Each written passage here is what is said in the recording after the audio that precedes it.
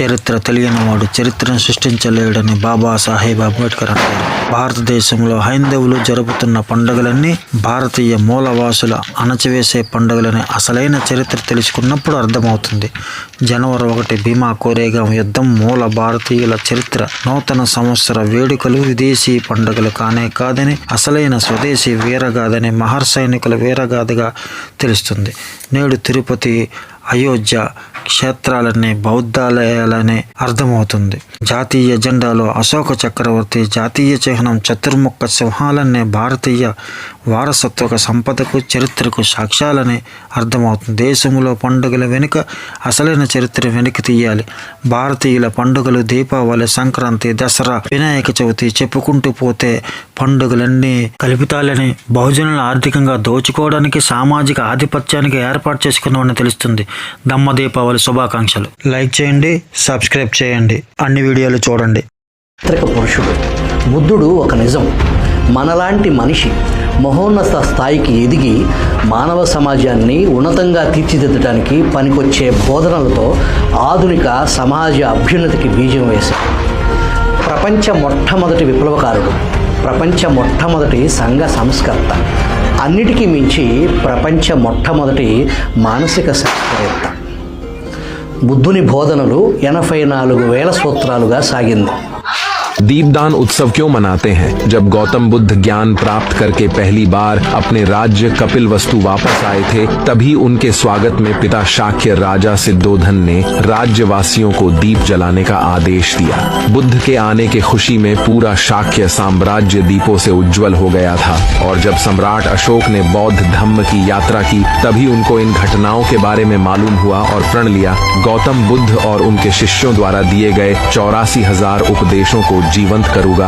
उन्होंने अपने राज्य में 84,000 धम्म स्तूप और स्तंभ स्मृति चिन्ह के लिए हर जगह बनवाए। तो सम्राट अशोक ने उनका उद्घाटन कार्तिक अमावस्या को किया और जितने भी स्तूप और स्तंभ है उन पर दीपक जलाए गए। सम्राट अशोक का मानना था कि दीपदान यानी कि ज्ञान का दान और बुद्ध के उपदेशों का स्मरण करना है, तभी से यह उत्सव मनाया जाता है।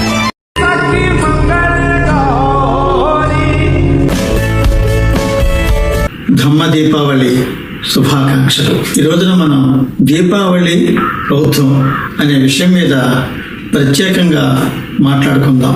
ధర్మ శంఖారావం వినిపిస్తుంది. తిరిగి మొదటిసారిగా బౌద్ధ సాంప్రదాయంలోనే కనిపిస్తుంది.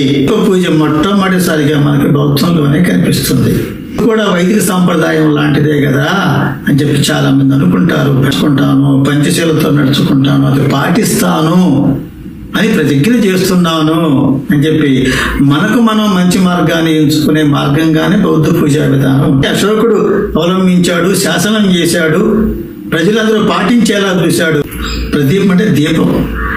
దీపం దేనికి శీలం కలిగిన జ్ఞానమే ప్రజ్ఞ. అంటే జ్ఞానమన్నా, శీలమన్నా, ప్రజ్ఞ అన్నా వీటన్నిటికీ ఒక సంకేతం. ఓ సంబుద్ధ దివ్య దీప పూజ నీకు. ఇదంటే అక్కడ అర్థం.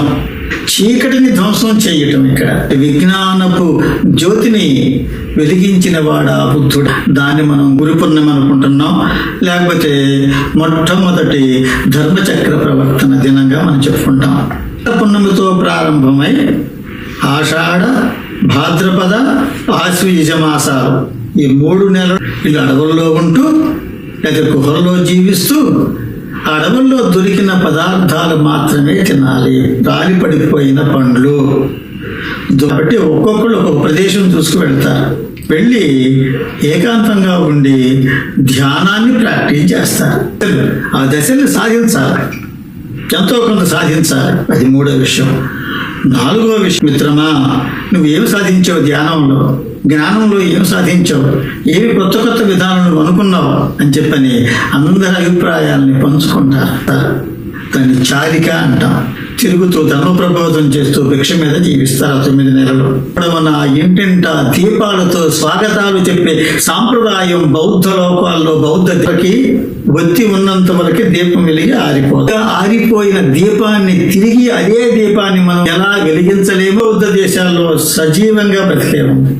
అందుకనే బౌద్ధ స్తూపాలని దీపాల దిన్నెలు వేణువనంలో ఉంటాడు.